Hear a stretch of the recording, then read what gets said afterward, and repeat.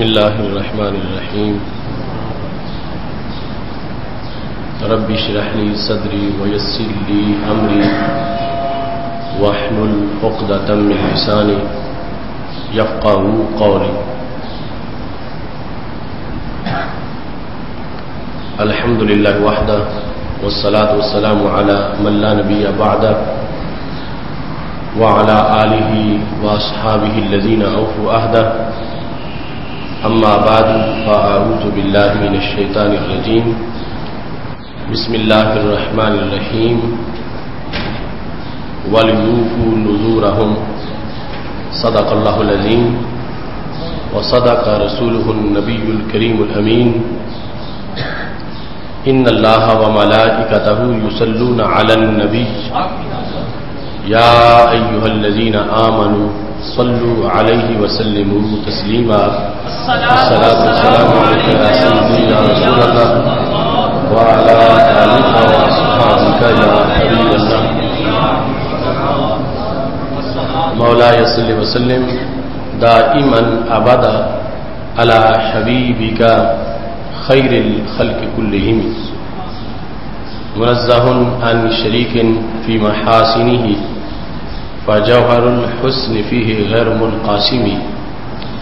محمد تاج رسل الله قاطبة محمد صادق الأقوال والكلم محمد ذكره روح لأنفسنا محمد شکرہ فرد علی الامم. رب صلی وسلم دائما ابدا علی حبیبک خیر الخلق کلہم. اللہ تبارک و تعالی جل جلالہ وعم نوالہ وتم برہانہ وعظم شانہ وجل ذکرہ وعز اسمہ کی حمد و ثنا اور حضور سرور کائنات مفخر موجودات زینت بزم کائنات دستگیر جہاں غم گسار زمان سید سروراں حامی بے قسم قائد الانبیاء محبوب کبریا احمد مجتبیٰ جناب محمد مصطفیٰ صلی اللہ علیہ وآلہ وصحابہ وبارک وسلم کے دربار بہربار میں ہدیہ درود السلام عرض کرنے کے بعد رب ذوالجلال کے فضل و توفیق سے آج خطبہ جمعۃ المبارک میں ہماری گفتگو کا موضوع ہے نظر کے احکام. میری دعا ہے خالق کائنات جل جلالہ ہم سب کو قرآن و سنت کا فہم عطا فرمائے اور قرآن و سنت کے ابلاغ و تبلیغ اور اس پر عمل کرنے کی توفیق عطا فرمائے.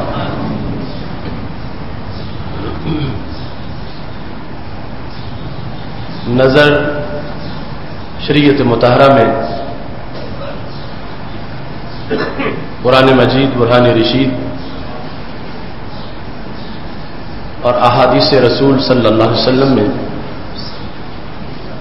نظر کے متعدد احکام موجود ہیں. اسی بنیاد پر ہم نے یہ ضروری سمجھا کہ ان کو بھی اپنے اس علمی فورم میں بیان کیا جائے کیونکہ ہمارے روز مرہ کے بہت سے مسائل نظر سے متعلق ہیں. ادارہ صراط مستقیم پاکستان کا منشور بھی یہی ہے کہ قرآن و سنت کی تعلیمات کو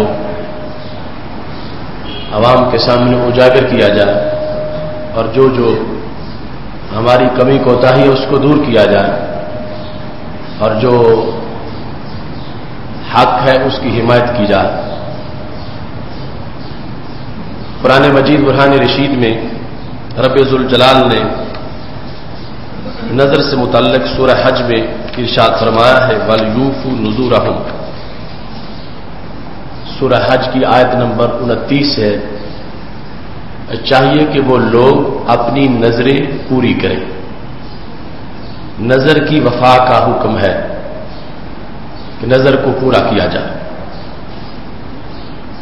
قرآن مجید برہان رشید میں رب ذوالجلال نے متعدد مقامات پر اس سلسلہ میں احکام صادر فرمائے ہیں۔ سورہ اسراء کے اندر آیت نمبر 34 ہے، وَأَوْفُوا بِالْعَهْدِ إِنَّ الْعَهْدَ كَانَ مَسْئُولًا، عہد پورا کرو، عہد کے بارے میں سوال ہوگا۔ تو نظر بھی عہود میں سے ایک عہد ہے، بندہ عہد کرتا ہے کہ اگر میرا وہ کام ہو گیا تو میں یہ کروں گا، یہ بھی عہود میں سے ایک عہد ہے، اور عہد کو پورا کرنے کا شرعی طور پر حکم دیا گیا ہے۔ قرآن مجید برہان رشید میں سورہ مائدہ میں آیت نمبر 1 ہے، رب ذوالجلال ارشاد فرماتا ہے، وَأَوْفُوا بِالْعُقُودِ، عقود کو پورا کرو، جو عقد ہو اس کو پورا کرو۔ تو نظر بھی عقود میں سے ایک عقد ہے، اس کو پورا کرنے کا حکم دیا گیا ہے۔ خالق کائنات جل جلالہ نے قرآن مجید برہان رشید میں فرمایا، وَمِنْهُمْ مَنْ عَاهَدَ اللَّهَ لَئِنْ آتَيْتَنَا مِنْ فَضْلِكَ لَنَصَّدَّقَنَّ، بہت سے لوگ ہیں جنہوں نے رب سے عہد کیا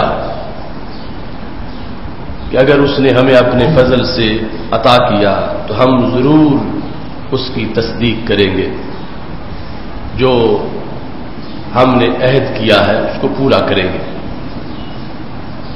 سید عالم نور مجسم شفیع معظم صلی اللہ علیہ وسلم سے نظر کے بارے میں متعدد احادیث مروی ہیں۔ یہ بہت سی احادیث میں فرمایا کہ نظر اگرچہ جائز ہے، مگر انسان کو چاہیے کہ وہ رب ذوالجلال کی ویسے ہی بندگی کرے، اور اس کو بہت سے پیراوں میں نبی علیہ الصلوۃ والسلام نے بیان کیا ہے۔ کوئی شخص یہ کہتا ہے کہ اگر میرا یہ کام ہوا تو میں اتنے نفل پڑھوں گا، تو اسے اللہ کی بندگی ویسے ہی کرنی چاہیے، لیکن بہرحال پھر بھی نظر شریعت میں موجود ہے، اور پھر اس کی وفا کا حکم ہے، اور جو خود وفا نہ کر سکے، دنیا سے چلا جائے، تو بعد میں بھی اس کو پورا کرنے کا حکم دیا گیا۔ جس طرح بخاری شریف میں ہے کہ ایک صحابیہ نے یہ کہا، صحابی نے کہا، ان اختی ناظرت ان تحج وانہا ماتت، میری ہمشیرہ نے نظر مانی تھی کہ وہ حج کریں گی، مگر وہ حج کیے بغیر فوت ہو گئی، تو کیا ہو سکتا ہے کہ حج میں کروں اور نظر میری ہمشیرہ کی پوری ہو جائے؟ تو سید عالم نور مجسم شفیع معظم صلی اللہ علیہ وسلم نے فرمایا، ہاں۔ سوال کا جواب کیسے دیا؟ فرمایا، اگر لو کان علیہا دین اکنت قاضیہ، اگر تیری ہمشیرہ پہ قرض ہوتا، تم وہ قرض اپنے پیسوں سے ادا کرتے تو ادا ہوتا یا نہ ہوتا؟ تو صحابی کہنے لگے ادا ہو جاتا۔ تو فرمایا، فقد دین اللہ هو احق بالقضاء، پھر اللہ کا قرض بھی پورا کر دو، وہ زیادہ حقدار ہے کہ اس کے قرض کو پورا کیا جائے۔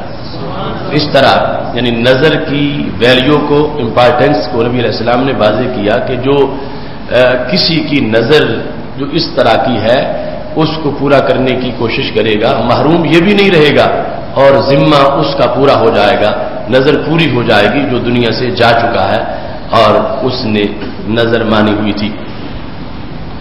نظر کے مضمون میں سب سے پہلے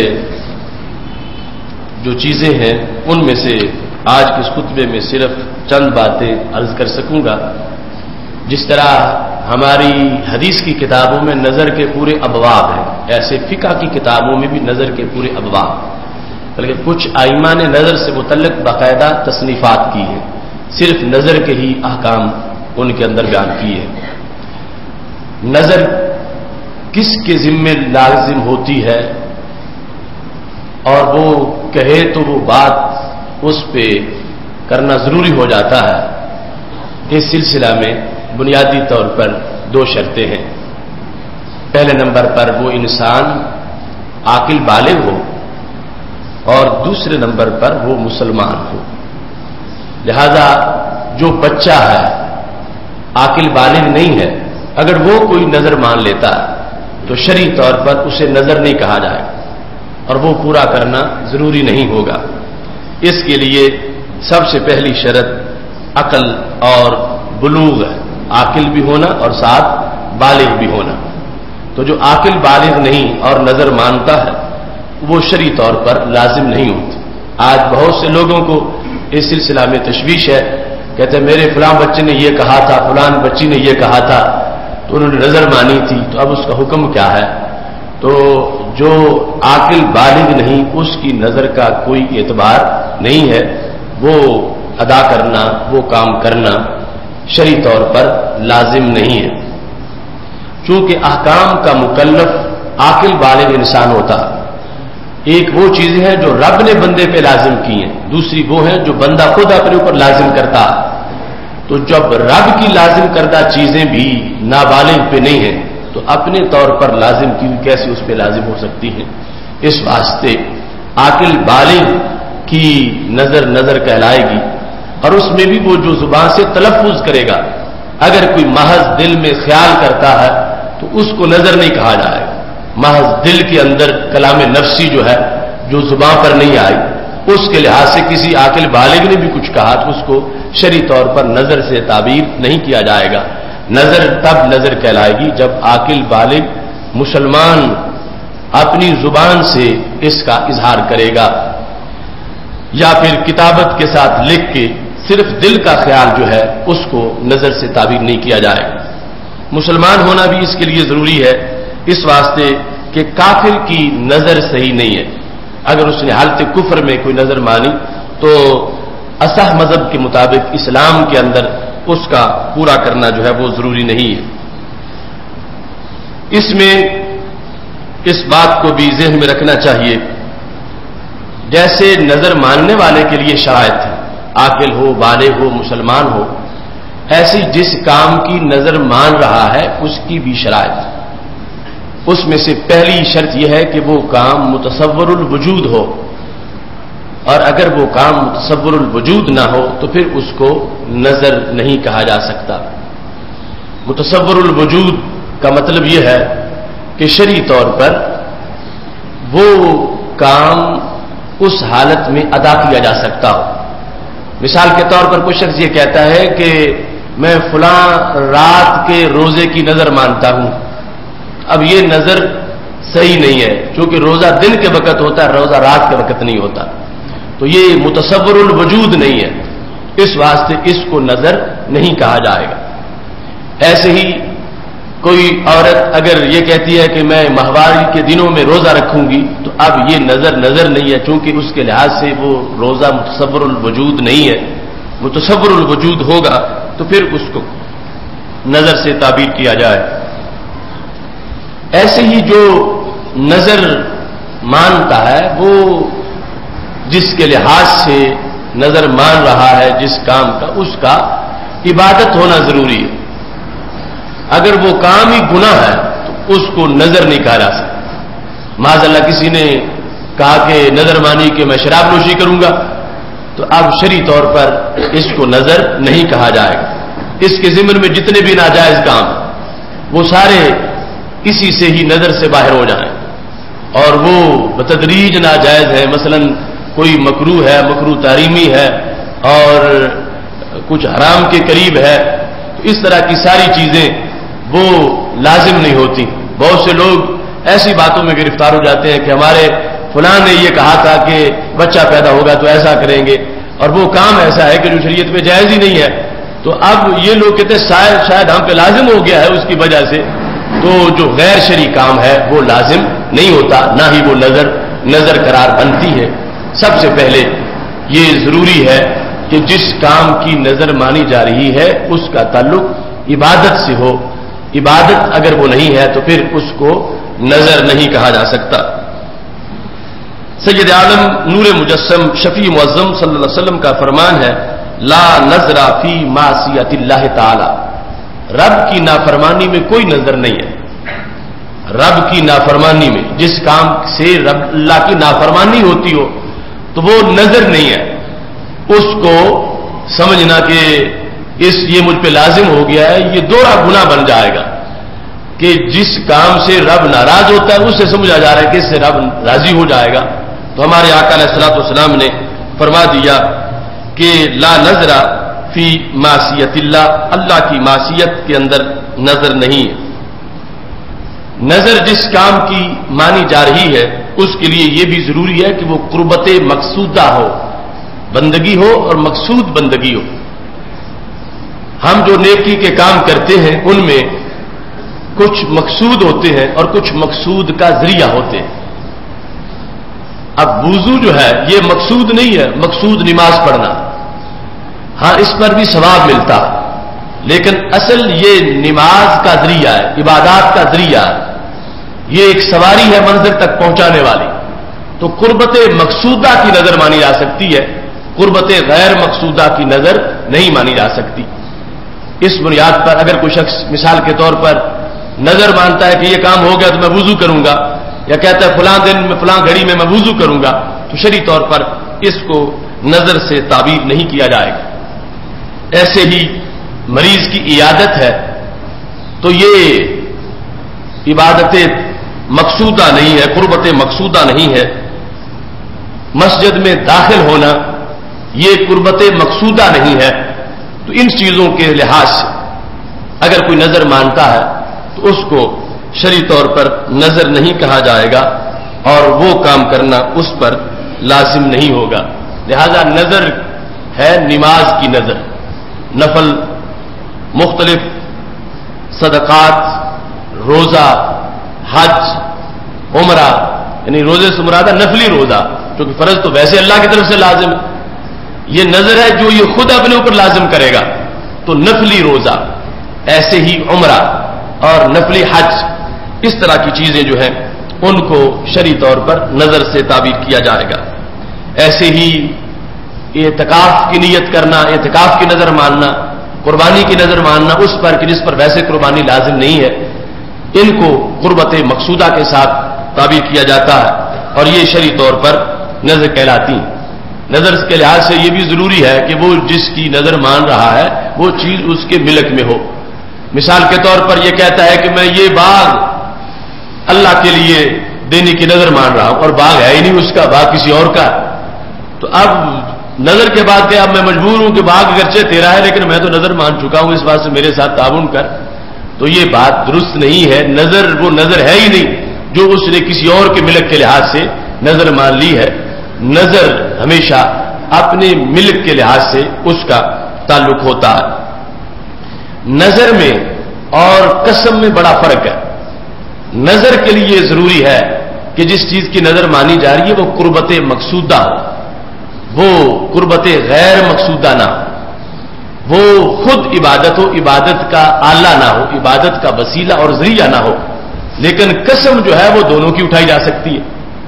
قسم کے لحاظ سے اپنے اوپر دونوں چیزیں لازم کی جا سکتی ہیں، عبادت مقصودہ کو بھی لازم کیا جا سکتا ہے اور غیر مقصودہ کو بھی لازم کیا جا سکتا ہے۔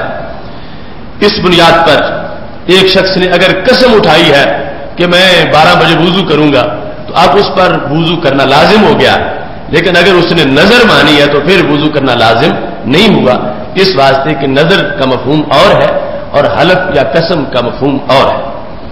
سید عالم نور مجسم شفیع معظم صلی اللہ علیہ وسلم سے ایک خاتون نے یہ کہا، ہمارے نبی علیہ السلام کے پاس حاضر ہوئی اور کہنے لگی یا رسول اللہ صلی اللہ علیہ وسلم انی نظر تو، میں نے نظر مانی ان فتح لک مکہ ان اصلی مئتي رکعہ فی 100 مسجد، کہ اگر مکہ شریف فتح ہو گیا تو میں 200 رکعتیں 100 مساجد میں ادا کروں گی، ہر مسجد میں 2 نفل پڑھوں گی اور 100 مسجدوں میں نوافل ادا کروں گی۔ تو یہ میں نے نظر مانی تھی اور مکہ شریف فتح ہو گیا ہے، تو اب آپ مجھے طریقہ بتائیں کہ میں کیا کروں۔ تو سید عالم نور مجسم شفیع معظم صلی اللہ علیہ وسلم نے ارشاد فرمایا صلی فی مسجد واحد، بس ایک ہی مسجد میں تم سارے نفل پڑھ لو، تمہیں 100 مسجد میں جانے کی ضرورت نہیں ہے، اس واسطے کہ دخول مسجد وہ قربت غیر مقصودہ اور نفل مقصودہ، اس واسطے اصل مقصد تو نوافل ادا کرنا، تو مسجد جو ہے وہ جو بھی ہو، ایک مسجد کے اندر تم 200 نفل ادا کر لو گی تو تمہاری نظر پوری ہو جائے گی۔ سید عالم نور مجسم شفیع معظم صلی اللہ علیہ وسلم نے اس سلسلہ میں جو قربت مقصودہ کے اندر اگر کوئی مشکل پیش آ رہی ہو تو اس کی بھی چھٹی دے دی۔ آپ نے جس وقت دیکھا حضرت ابو سعید خدری رضی اللہ تعالیٰ عنہ کہتے ہیں کہ میری ہمشیرہ نے نظر مانی تھی ان تحج ماشیہ کہ وہ پیدل چل کے حج کرے. تو حضرت ابو سعید خدری رضی اللہ تعالیٰ نے پوچھا یا رسول اللہ صلی اللہ علیہ وسلم اب میری ہمشیرہ پیدل چل کے مدینہ شریف سے مکہ شریف جائے اور حج کرے تو کیا صرف حج لازم ہے یا پیدل چل کے جانا بھی لازم ہے؟ حالانکہ پیدل چلنے کا بڑا اجر و ثواب ہے. پیدل چل کے حج کرنے کا ایک مستقل اللہ کی طرف سے رحمت کا کوٹا. وہ دوسری جگہ حدیث شریف میں موجود ہے. سید عالم نور مجسم شفیع معظم صلی اللہ علیہ وسلم نے ارشاد فرمایا ہے من حج ماشیہ فلہ بکل خطوہ حسنہ من حسنات الحرم. جس نے پیدل چل کے حج کیا رب ذوالجلال اس کو ہر قدم کے بدلے حرم کی نیکیوں میں سے ایک نیکی عطا فرمائے گا. عام نیکیوں کے مقابلے میں حرم کی نیکی کی حیثیت بڑی ہے. جس نے پیدل چل کے حج کیا تو اس کو گھر سے جب وہ نکلا ہر قدم پر اس کو حرم کی ایک نیکی ملے گی. تو ظاہر ہے کہ اس میں نیکیاں بہت زیادہ ہیں. تو سید عالم نور مجسم شفیع معظم صلی اللہ علیہ وسلم سے جب پوچھا گیا کہ اب حضرت ابو سعید خدری نے کہا ہمشیرہ نے نظر مانی تھی کہ پیدل چل کے حج کریں گی تو اب وہ کیا کریں؟ تو میرے نبی علیہ الصلوۃ والسلام نے ارشاد فرمایا ان اللہ تعالی غنی ان تعذیب اختک. اور اللہ بے نیاز ہے اس سے کہ وہ تیری بہن کو عذاب دے. مرہا فلترقب اس کو کہو کہ وہ سوار ہو کے حج کر لے. یعنی اگر پیدل کرنا اس کے لیے مشکل ہو گیا تو وہ سوار ہو کے حج کرے. چونکہ مقصود حج کرنا ہے مقصود پیدل چلنا نہیں ہے. اور نظر میں اس نے چونکہ اس کا ذکر کیا ہوا ہے تو یہاں پر اس کی علیحدہ حیثیت بیان کر دی. ول ترک دما وہ اس کا ایک دم دے دے ایک دم دے دے قربانی اضافی طور پر دے دے اور کوئی مواخذہ اس سے نہیں ہوگا. اب یہاں پر دم بیان کر کے ساتھ رسول اللہ صلی اللہ علیہ وسلم نے واضح کیا کہ اس کے لفظوں کا یہاں پر اعتبار ہوا ہے چونکہ عام حج کے مقابلے میں پیدل چل کے حج کرنے کی نیکیاں زیادہ ہیں اور اس نے نظر پیدل چل کے کرنے کی مانگی تھی. لیکن اس کا یہ مقصد نہیں ہے کہ اب اس سے چلا نہیں جاتا تو وہ دشواری اور مشقت برداشت کرے. رب ذوالجلال بے نیاز ہے وہ تمہاری ہمشیرہ کو عذاب نہیں دینا چاہتا. اس واسطے تم اس کو کہو کہ وہ سوار ہو جائے اور سوار ہو کے وہ حج کرے تو رب ذوالجلال اس کو اجر عطا فرما دے گا. اور اس پر لازم ہے کہ وہ اپنی طرف سے ایک دم پیش کرے تاکہ اس کو اس کا اجر مل جائے. سید عالم نور مجسم شفیع معظم صلی اللہ علیہ وسلم نے نظر کی وفا کے لحاظ سے متعدد مقامات کو حکم فرمایا ہے. من نظر ان یطیع اللہ فلیطع جس نے نظر مانی تھی کسی اطاعت کی تو اس پہ لازم ہے کہ وہ پورا کرے. اور یہ میں شروع میں بیان کر چکا کہ نظر کا دائرہ کار ان چیزوں میں ہے جو پہلے شریعت میں ہم پر لازم نہیں کی گئی. جو پہلے ہی لازم ہے تو ان کی تو نظر مانی نہیں جا سکتی. وہ تو رب کے حکم کے مطابق ہم پہ ضروری ہے. اور اپنے اوپر لازم کرنا یہ ہے نظر سے نیکی کو اپنے اوپر لازم کرنا. تو ہمارے آقا علیہ الصلوۃ والسلام نے ارشاد فرمایا ہے من نظر وسمى فعلیہ الوفاء بما سمى جس نے نظر مانی اور نام لیا کہ میں فلاں کام کروں گا پر اس پر لازم ہے کہ وہ وفا کرے اور اس کو پورا کرے. اور اس کا خلاصہ میں نے بیان کیا کہ وہ قربت مقصودہ ہو قربت غیر مقصودہ نہ ہو. شرعی طور پر وہ کام جائز ہو ناجائز نہ ہو. اور پھر اس کے ساتھ ہے کہ اس کا تعلق اس کے ملک کے لحاظ کے ساتھ ہو اور پھر یہ عاقل بالغ مسلمان ہو اور اس نے زبان سے اس کا تلفظ کیا ہو. اس لحاظ سے وہ چیز کرنا اس پہ لازم ہو جاتی ہے. سید عالم نور مجسم شفیع معظم صلی اللہ علیہ وسلم کی تعلیمات اس سلسلہ میں ان میں بہت سے امور ہمارے لیے واضح کیے گئے. آج ہمارے عرف میں جو نظر مانی جاتی ہے مثال کے طور پر کوئی شخص یہ کہتا ہے کہ میں حضرت داتا گنج بخش اجمیری رحمہ اللہ تعالیٰ کے لیے ایک بکرا پیش کروں گا میں وہاں دیکھ دوں گا میرا یہ کام ہو گیا تو میں اس طرح کروں گا میں نفل پڑھوں گا میں تلاوت کروں گا میں اتنے پارے تلاوت کروں گا. ان چیزوں کے لحاظ سے آج وضاحت کی بطور خاص ضرورت ہے. یاد رکھنا نظر کی دو قسمیں ہیں، ایک ہے نظر شرعی اور دوسری ہے نظر عرفی۔ نظر شرعی عبادت ہے اور وہ رب ذوالجلال کے سوا کسی کے لیے جائز نہیں ہے، وہ صرف اللہ کے لیے ہے۔ اور نظر عرفی وہ ہمارے ہاں جو ایصال ثواب کے لیے چیز پیش کی جا رہی ہو، اس کے ادب کے پیش نظر اس کو نظر کہہ دیا جاتا، اس کے احترام کے پیش نظر اس کو نظر کہہ دیا جاتا۔ اور اس میں یہ جو نظر دینا چاہتا ہے، اس کا ہرگز یہ مطلب نہیں ہے کہ میں جس کے لیے دمبا بکرا پیش کر رہا ہوں، اس سے میرا مقصد اس کی عبادت کرنا ہے، میرا مقصد اس ولی کی بندگی ہے۔ ہرگز کسی کا یہ مقصد نہیں ہوتا۔ ہمارے عرف میں یہ بات رائج ہے، لوگ کہتے ہیں یہ میں نے بادشاہ کی نظر کر دیا، یہ میں نے استاذ کی نظر کر دیا، یہ کپڑا میں نے فلاں کی نظر کر دیا۔ تو یہ نظر کا عرفی معنی، اس کا یہ مطلب نہیں کہ یہ بادشاہ کی عبادت کرنا چاہتا، اپنے استاذ کی عبادت کرنا چاہتا، اپنے کسی رشتہ دار کی عبادت کرنا چاہتا ہے۔ یہ نظر بمعنی عرفی ہے کہ جو اس تحفے پر بولی جا رہی ہے۔ شریعت مطہرہ میں جس وقت ایک ہی نیکی کا کام اس کی جہتیں دو ہوں، ان دو جدا جدا جہتوں کے لحاظ سے جدا جدا حکم لگتا۔ جس وقت ایک شخص کوئی دمبا ذبح کرتا ہے اور اس میں اس کی نیت ہے کہ اس کو ذبح کرنے سے مجھے رب کا قرب حاصل ہو جائے، اور جو اس سے مجھے ثواب ملنا ہے وہ داتا صاحب کو مل جائے، جو اس سے مجھے ثواب ملنا ہے وہ غوث پاک کو مل جائے، جو اس سے مجھے ثواب ملنا ہے وہ فلاں مزار والے کو مل جائے، تو یہ ایسا ناظر، ایسی نظر ماننے والا شریعت میں اس پر کوئی مواخذہ نہیں ہے۔ اور یہی ہمارے عرف کے اندر رائج ہے۔ اس بنیاد پر میں نے وہ بخاری شریف کی حدیث پہلے بھی تمہارے سامنے پیش کی تھی کہ حضرت اتبان رضی اللہ تعالیٰ عنہ نے رسول اللہ صلی اللہ علیہ وسلم سے یہ درخواست کی تھی کہ یا رسول اللہ صلی اللہ علیہ وسلم، میں ساری زندگی یعنی مدینہ شریف میں جماعتیں کراتا رہا ہوں، اب میرے گھر اور میرے محلے کی مسجد کے درمیان جو وادی ہے وہ پانی بہتا ہے اور میری آنکھیں چلی گئی ہیں اور میرے لیے مسجد میں جانا مشکل ہو گیا ہے، تو آپ میرے گھر تشریف لے آئیں، ایک جگہ آپ نماز پڑھیں، اسی کو بھی میں مسجد بنا لوں گا۔ بخاری شریف میں 9-10 مقامات پر یہ حدیث موجود ہے۔ تو جب میرے نبی علیہ الصلوۃ والسلام آئے، تشریف فرما ہوئے، تو آ کے پوچھا این تحب ان اصلی لک، تجھے کہاں پسند ہے کہ میں تمہارے لیے نماز پڑھوں؟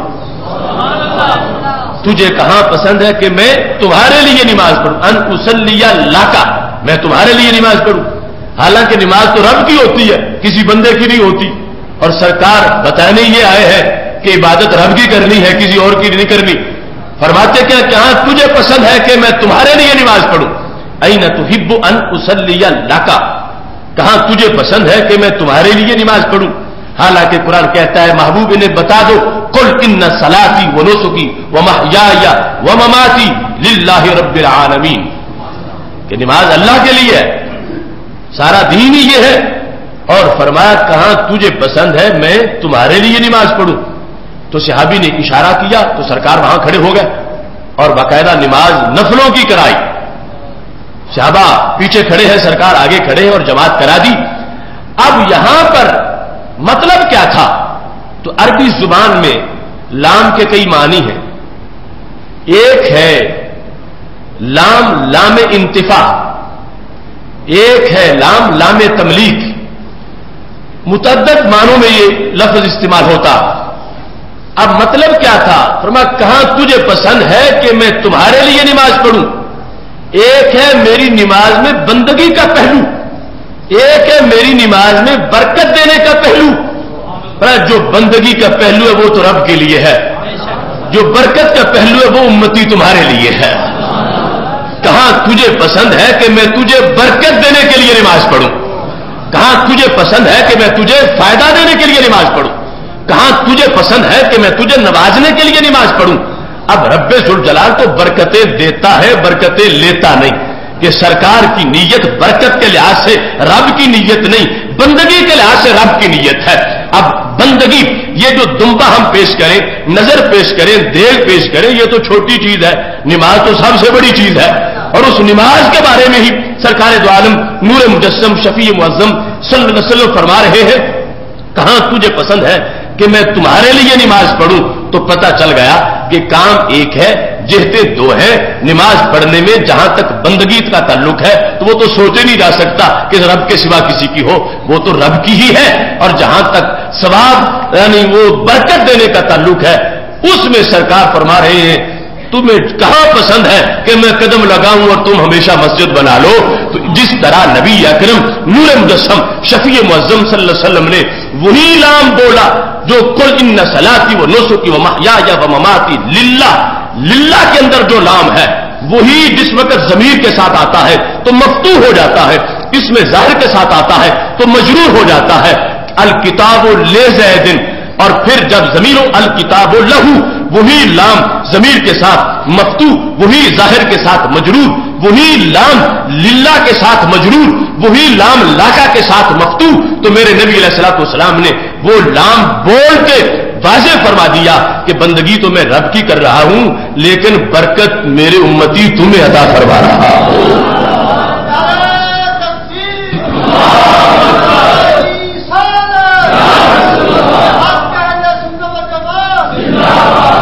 اس سلسلہ میں جس وقت ایک نظر ماننے والا اس کا کلیئر عقیدہ یہ ہے کہ رب ذوالجلال کے سوا کسی کی عبادت جائز نہیں، عبادت صرف اس کی جائز ہے، اور یہ جو میں اپنی طرف سے ہدیہ پیش کرنا چاہتا ہوں اس کو لوگ کھائیں گے مجھے ثواب ملے گا، تو میں جو مجھے ثواب ملے گا کیونکہ اصالِ ثواب برحق ہے، تو جو اس کو ثواب ملنے کی امید ہے مجھے ملے گا، یہ چاہتا ہے کہ اے اللہ یہ ثواب میری طرف سے فلاں شخص کو عطا فرما دے، اور یہ باقاعدہ شریعت میں موجود ہے۔ جب حضرت سعد بن ربیع رضی اللہ تعالیٰ عنہ احد کے میدان میں زخمی پڑے تھے، 70 زخم لگے ہوئے تھے، سانس سکڑ چکی تھی، ذہبی نے سیر اعلام النبلاء میں لکھا ہے کہ حضرت زید کو رسول اللہ صلی اللہ علیہ وسلم نے بھیجا جاؤ سعد کا پتہ کرو، اگر زندہ ہو تو ان کو میرا سلام دینا اور ان سے پوچھنا حال کیا ہے۔ حضرت سعد کے پاس، سعد بن ربیع کے پاس حضرت زید پہنچے، پوچھا حال کیسا ہے؟ کہا بہت اچھا ہے، انی لاجد ریح الجنہ، لیٹا احد میں خوشبو مجھے جنت کی آ رہی ہے۔ اور پھر اس کے بعد فرمایا میں تو یہ ارادہ کر رہا ہوں اللہ میری شہادت کا ثواب بھی میرے نبی کو عطا فرما دے۔ یہ عشق کا، یہ عشق کا آخری درجہ ہے۔ بڑے بڑے محبوبوں کو محب موت کے سامنے پگھل جاتے ہیں، لیکن جنہوں نے ماہ مدینہ صلی اللہ علیہ وسلم سے پیار کیا ہے موت کے منہ میں بھی پکے کتنے ہیں، اور یہ نہیں کہ شکوہ کرے کہ اب میں جا رہا ہوں اب میری خیریت پوچھی ہے، نہیں کہتے میں تو جا رہا ہوں اور نیت کر رہا ہوں کہ رب میری شہادت کا اجر بھی میرے محبوب کو عطا فرما دے۔ تو بندگی کا جو اجر ہے ان نوافل کے لحاظ سے وہ اگر کوئی چاہتا ہے تو دے سکتا ہے کسی اور کے لیے۔ اس بنیاد پر سید عالم نور مجسم شفیع معظم صلی اللہ علیہ وسلم سے جب پوچھا صحابی نے کہ ہمشیرہ نے نظر مانی تھی وہ تو دنیا سے چلی گئی، اب احرام میں باندھوں، طواف میں کروں، وقوف میں کروں، تھکوں میں، تو ثواب میری ہمشیرہ کو ہو جائے، ایسا ہو سکتا؟ تو سرکار نے فرمایا لو کان علیہ دین کنت قاضیہ، اگر اس پہ قرض ہوتا، پیسے تمہارے ہوتے، جیب تمہاری ہوتی، ہاتھ تمہارا ہوتا، تم خرچ کرتے، تو کیا قرض ادا ہوتا یا نہ ہوتا؟ تو صحابی نے کہا ہو جاتا۔ پھر پوچھتے کیا ہو؟ اللہ کا قرض بھی پورا کر دو، وہ زیادہ حقدار ہے کہ اس کے قرض کو پورا کیا جائے۔ تو یہ ایصال ثواب برحق ہے۔ اس بنیاد پر آگے جو کرتا ہے محروم وہ بھی نہیں رہتا، اور آگے جس کے لیے نیت ہو ان کو بھی اس کا ثواب ملتا ہے۔ اس بنیاد پر نظر کی دو قسمیں ہیں، ایک ہے نظر شرعی اور دوسری ہے نظر عرفی۔ نظر شرعی سوائے رب کے کسی کے لیے جائز نہیں، وہ صرف اللہ کے لیے، اور نظر عرفی ہے کہ جس کو ہم جائز سمجھتے ہیں اور جس کا مطلب میں بیان کر رہا ہوں، اور اس پر باقاعدہ تصریحات میں نے بخاری شریف سے وہ تمہارے سامنے حدیث پیش کر دی، جب للہ کا لفظ جو قرآن میں ہے اس کے ساتھ بالکل مترادف لاکا کا بول کے سرکار نے فرمایا نہ تحب ان اصلی لاکا، میرے صحابی کہاں تجھے پسند ہے کہ میں تیرے لیے نماز پڑھوں؟ اب تیرے لیے کہہ کے نیت بندگی کی رب کے لیے کی ہے اور نیت برکت کی اپنے غلام کے لیے کی ہے۔ اس واسطے جو کہتا بکرا غوث پاک کا ہے تو بندگی رب کی نیت کر رہا ہے، ثواب غوث پاک کو دینا چاہتا ہے، کیونکہ اللہ تو ثواب دیتا ہے ثواب لیتا نہیں، وہ تو ثواب دینے والی ذات ہے۔ اس بنیاد پر یہ نظر کا مفہوم ہے جس کو ہم جائز سمجھتے ہیں، اور اس لیے وضاحت کر رہا ہوں کہ اگر کسی جاہل کے ذہن میں کوئی دوسرا مطلب ہو تو وہ ہرگز اپنے ذہن میں ایسا مطلب مت رکھے. نظر جو ہے شرعی طور پر وہ نظر شرعی رب ذوالجلال کے لیے ہے. نظر عرفی جس کے اندر یہ وضاحت میں پیش کر رہا ہوں یہ، اور اس پر باقاعدہ شاہ رفیع الدین دہلوی نے پوری کتاب لکھی کتاب النذور، اور کتاب النذور کے اندر انہوں نے اس چیز کی وضاحت کی. انہوں نے کہا نظرے کے اینجا مستعمل شبد، فارسی میں وہ کتاب ہے، نظرے کے اینجا مستعمل بھی شبد نام پر معنی شریعت کہ مزارات اولیاء پر جو نظر مانی جاتی ہے یہ نظر کون سی ہے؟ فرمایا یہ نظر شرعی نہیں ہے کہ عرف آس کہ آنکھ کے پیش بزرگاں برند نظر و نیازمی گوئن، کہ ہمارے عرف میں یہ ہے کہ جو بزرگوں کے پاس چیز دیے جاتے ہیں اس کو بھی نظر و نیاز کہتے ہیں. ضروری نہیں جو قبر میں پہنچے جو سامنے بیٹھے ہو ان کے لیے بھی کہتے ہیں نذرانہ پیش کر رہے ہیں، نظر دے رہے ہیں. بادشاہ کی نظر کیا ہے، یہ بھائی کی نظر کیا ہے. تو کہا ہمارے عرف کے اندر یہ نظر عرفی ہے، اور اس میں انہوں نے اس کی وضاحت مکمل طور پر کی. علامہ عبد الغنی نابلسی انہوں نے اس کی وضاحت کرتے ہوئے کہا ومن هذا القبیل زیارت القبور والتبرک بدراہ الاولیاء والنذور. انہوں نے بھی نظر کی اس حیثیت کو بیان کرتے ہوئے کہ یہ نظر جو مانی جاتی ہے یہ نظر عرفی ہے اور یہ نظر شرعی نہیں ہے. اس واسطے نظر شرعی عبادت ہے اور نظر عرفی عبادت نہیں ہے. نظر عرفی جو ہے وہ یہ کہ عبادت رب کی ہے اور عبادت کا ثواب جس کے لیے نظر عرفی مانی جا رہی ہے اس کی نیت کی جا رہی ہے. اس بنیاد پر سید عالم نور مجسم شفیع معظم صلی اللہ علیہ وسلم سے باقاعدہ آپ کی مقدس سنت میں موجود ہے جس وقت پاک محبوب علیہ الصلوۃ والسلام نے 2 قربانیاں پیش کی تو فرمایا کہ یہ ایک جو ہے یہ تو میری ہے اور دوسری فرم میری طرف سے میری پوری امت کی ہے. تو رسول اللہ صلی اللہ علیہ وسلم نے اب اس قربانی میں نیت جو عبادت کی ہے وہ رب کی ہے کہ یہ رب کی بندگی ہے، رب کا تقرب اس میں حاصل کیا جا رہا ہے. اور جو ثواب دینے کے لحاظ سے اس کے اندر سید عالم نور مجسم شفیع معظم صلی اللہ علیہ وسلم نے امت کی نظر کی ہے، اور امت جو اس وقت موجود تھی ان کی بھی اور جو قیامت تک پیدا ہونے والی تھی ان کی بھی، سب کے لحاظ سے رسول اللہ صلی اللہ علیہ وسلم نے اس لفظ کو استعمال کیا ہے. یہاں پر نظر کے ساتھ ایک اور لفظ نیاز کا استعمال ہوتا ہے، نظر و نیاز. اس میں بھی تھوڑی سی وضاحت کی ضرورت ہے. کچھ لوگ یہ سمجھتے ہیں کہ نظر اللہ کی ہوتی ہے اور نیاز ولی کی ہوتی ہے. کچھ لوگ استعمال کرتے ہیں نظر اللہ نیاز حسین. تو یاد رکھیں نیاز بمانا نظر ہے، نیاز بمانا نظر ہے، یعنی نظر اور نیاز میں اس لحاظ سے کوئی فرق نہیں ہے کہ نظر اللہ کی ہو اور نیاز کسی اور کی ہو. نظر بھی اللہ کی ہے، نیاز بھی اللہ کی ہے، لیکن آگے فرق یہ ہے کہ نظر شرعی اور نیاز شرعی وہ رب ذوالجلال کی ہے. نظر عرفی اور نیاز عرفی یہ ہے کہ جو بطور ایصال ثواب جس کے لیے استعمال کیا جاتا. اس واسطے نظر و نیاز کے اندر آپس میں یہ ڈفرینس نہیں ہے کہ نظر تو رب کے ساتھ خاص ہو اور نیاز جو ہے وہ رب سے علاوہ اس کو استعمال کیا جائے. اپنے معنی و مفہوم کے لحاظ سے نظر کا جو معنی ہے وہی نیاز کا معنی اور جو نیاز کا معنی ہے وہی نظر کا معنی. اور اس میں فرق یہ ہے کہ جو شرعی نظر و نیاز ہے وہ رب ذوالجلال کے لیے، وہ کسی اور کے لیے نہیں ہے. اور جو عرفی نظر و نیاز ہے وہ ہے کہ جس کو سارے لوگوں نے جائز قرار دیا اور اس کے مطابق میں مختلف دلائل آپ کے سامنے پیش کر رہا ہوں. یہاں تک کہ حضرت شاہ عبد العزیز محدث دہلوی رحمۃ اللہ علیہ انہوں نے اپنی مشہور کتاب تحفہ اثنا عشریہ جو انہوں نے اہل تشیع کے رد میں لکھی ہے اس کے اندر انہوں نے واضح طور پر ان الفاظ میں لکھا حضرت امیر و ذریہ طاہرہ او کہ سیدنا علی المرتضی رضی اللہ تعالیٰ عنہ اور آپ کی پاک اولاد تمام امت بر مثال پیراں مرشدہ ان کو ساری امت پیر و مرشد سمجھتی ہے. حضرت سیدنا علی رضی اللہ تعالی عنہ اور ان کی اولاد کو، اور ساتھ کہتے ہیں کہ فاتحہ و درود و صدقات و نظر بنام ایشا رائج و معمول گردیدہ کہ ان کے لیے فاتحہ، درود اور نظر ماننا یہ امت کے اندر رائج ہے. حضرت شاہ عبد العزیز محدث دہلوی رحمۃ اللہ علیہ اس کی مزید وضاحت کرتے کہتے ہیں چنانچہ با جمیع اولیاء اللہ ہمیں معاملات فاتحہ و درود و نظر و عرس و مجلس، فرماتے جیسے دیگر اولیاء اللہ جو ہے ان کے لیے عرس کا انعقاد ہوتا ہے یا ان کے لیے نظر مانی جاتی ہے، اولاد سیدنا علی رضی اللہ تعالی عنہ کے لیے بھی امت نظر مانتی ہے۔ تو یہ حضرت شاہ عبد العزیز محدث دہلوی رحمۃ اللہ علیہ جو بر صغیر پاک و ہند کے اندر علم حدیث کے لحاظ سے سب سے بڑا نام ہے، اور جن سے ہو کے سند تمام بر صغیر کے بعد والے محدثین کی طرف آتی ہے، انہوں نے بھی اس چیز کی وضاحت کی اور یہ تفصیل کر دی کہ نظر جو اولیاء کی ہے یہ اور ہے، اور نظر جو اللہ کی ہے وہ اور ہے، اور اس میں واضح طور پر وہی تفاوت موجود ہے جو تقرب اور بندگی کا اعتبار ہے وہ صرف رب ذوالجلال کا ہے، اور جو برکت اور ثواب کے لحاظ سے ہے وہ رب کے بندوں کے لحاظ سے ہے۔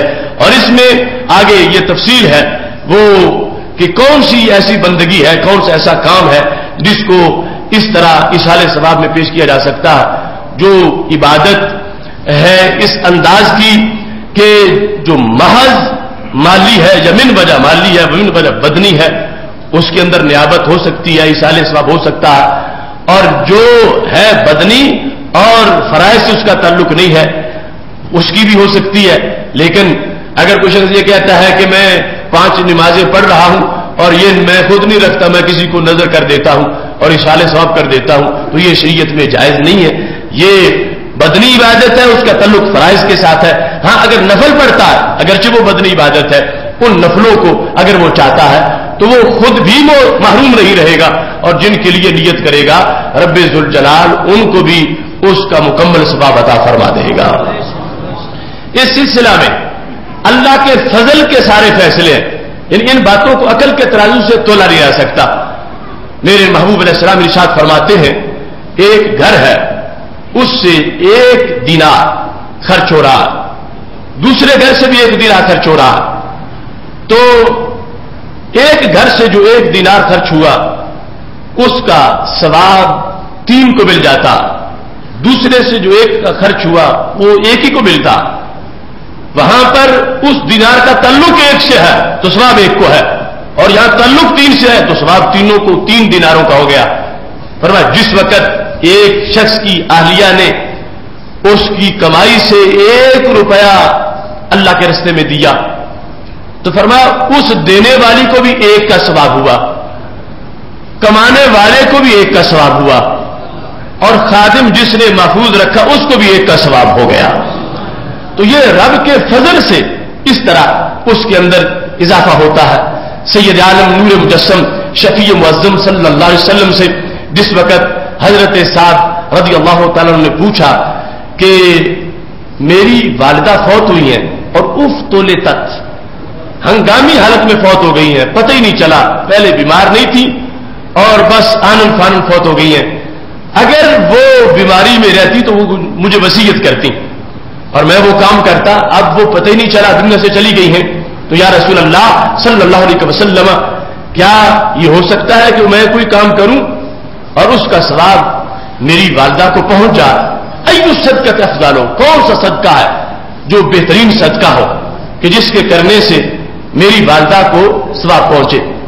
تو سید عالم نور مجسم شفیع معظم صلی اللہ علیہ وسلم نے فرمایا الماء، پانی کا صدقہ بہت اچھا، پانی کا صدقہ، یعنی اس کی ایک اپنی افادیت ہے، چونکہ پانی سے ہر زندہ کو پیدا کیا گیا، پانی کی جتنی حاجت ہے یہ ایک مستقل حاجت ہے، اور پھر یہ ہوا سے جدا ہے، چونکہ ہوا جو ہے وہ مفت میں دیا ہوا اللہ کا تحفہ ہے، اس کے لیے کسی کے پلانٹ لگانے کی کوئی ضرورت نہیں، مگر پانی جو ہے اس کے لحاظ سے ضرورت ہے کہ کنواں کھودا جائے، اس زمانے کے لحاظ سے نلکے لگوا دیے جائیں، موٹریں لگوا دیے جائیں آج کے لحاظ سے۔ تو سید عالم نور مجسم شفیع معظم صلی اللہ علیہ وسلم نے جس وقت الماء کہا تو فحفر بئرا، حضرت سعد رضی اللہ تعالی عنہ نے ایک کنواں کھدوایا اور فرمایا ھذہ لأم سعد، یہ ام سعد کے لیے ہے، وہی لام جو اللہ کے لیے ہوتا ہے، کہا حاضی للہ، یہ رب کے لیے ہے، یعنی حاضی لأم سعد، یعنی یہ ام سعد کے لیے۔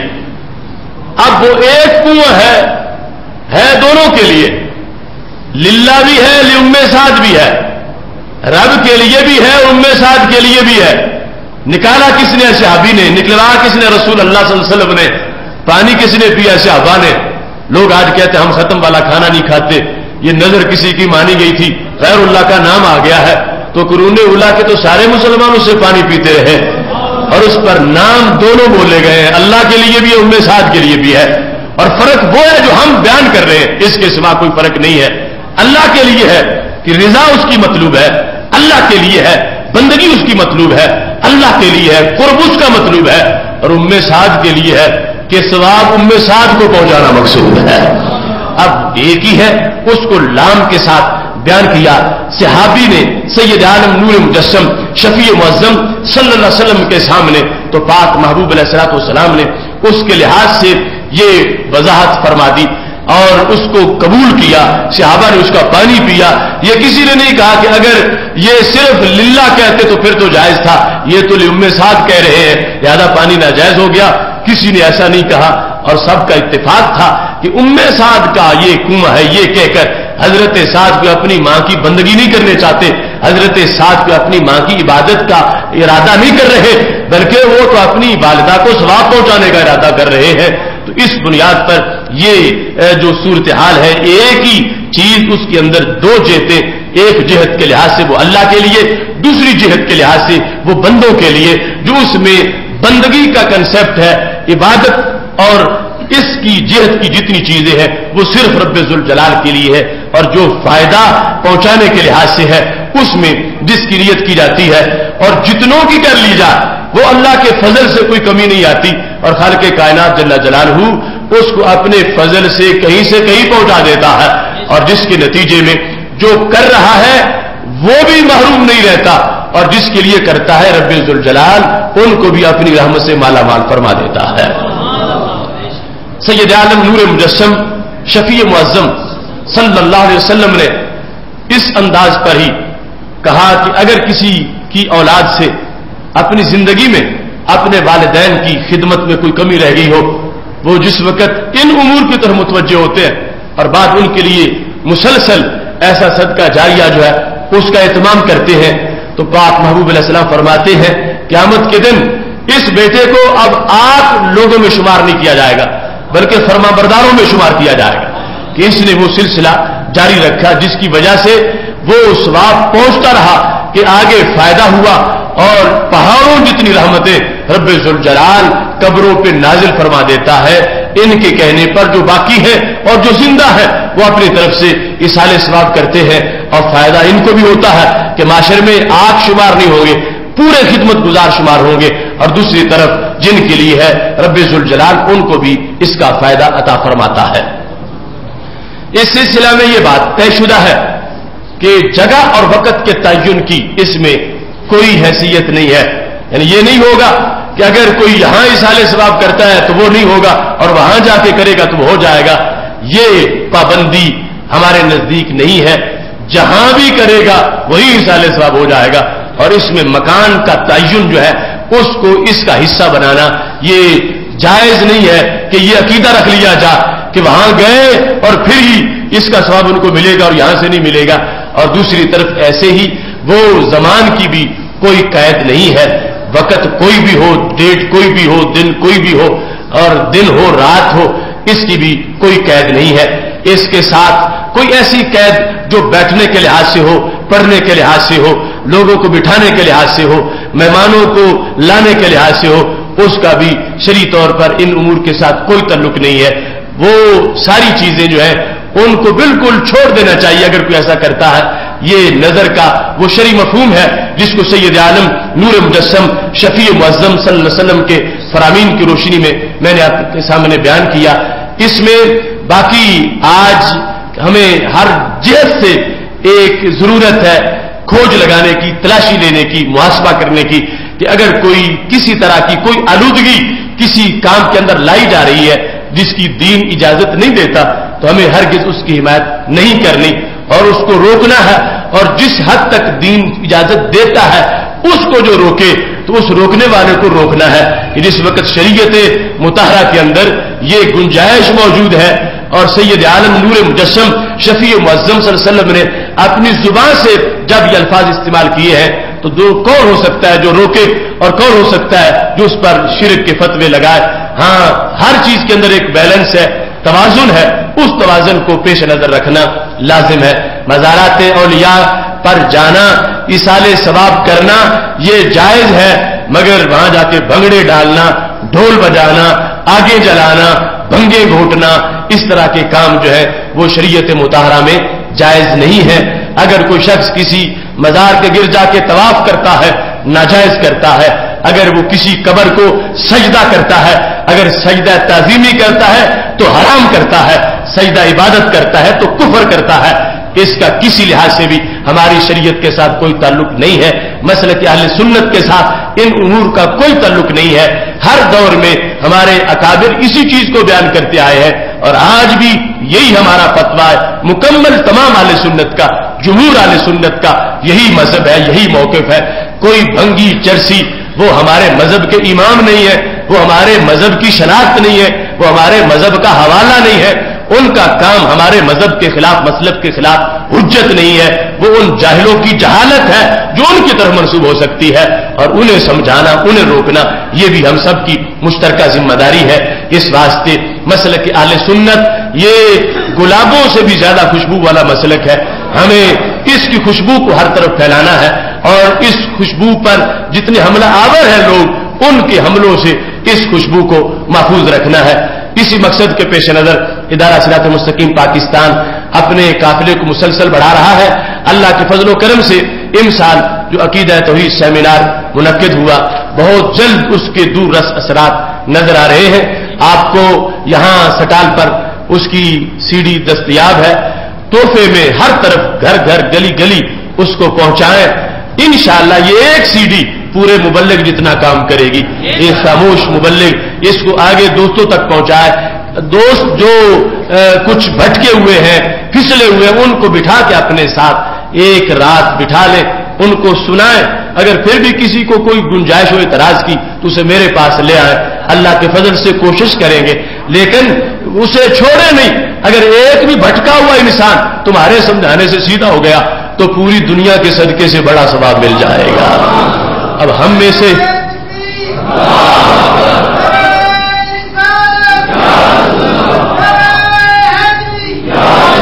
اس واسطے بہت جلد یہ پورا جو تحفہ ہے سی ڈیز کا، اس کا اہتمام کریں، اور آڈیو ویڈیو جہاں جہاں تک اس کو پہنچا سکتے ہو۔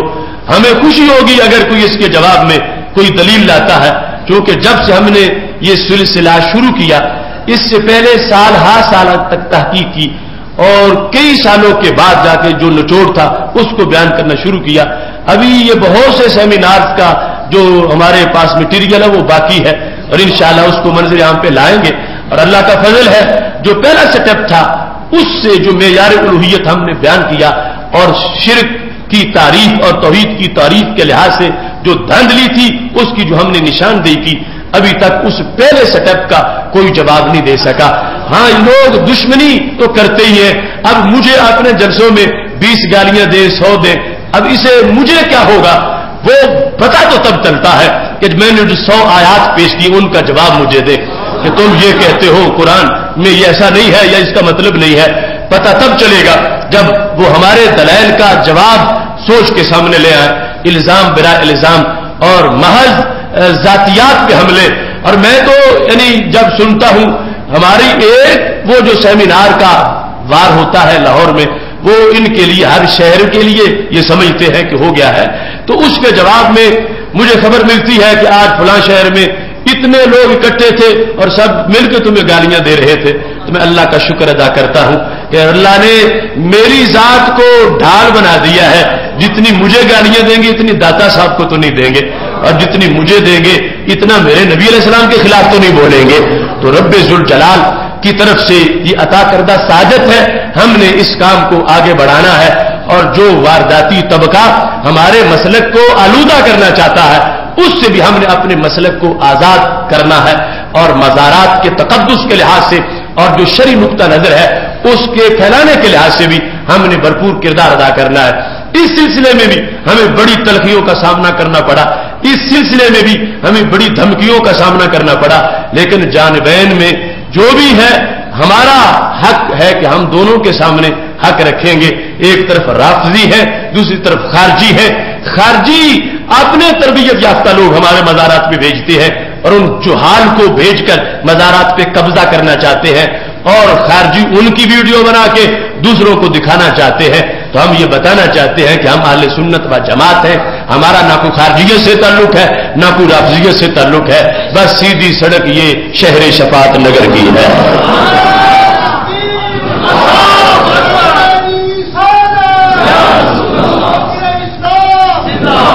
اللہ تبارک و تعالیٰ سب کو عمل کی توفیق عطا فرمائے۔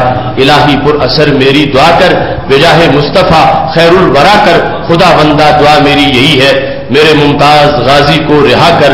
وآخر دعوایا ان الحمدللہ رب العالمین۔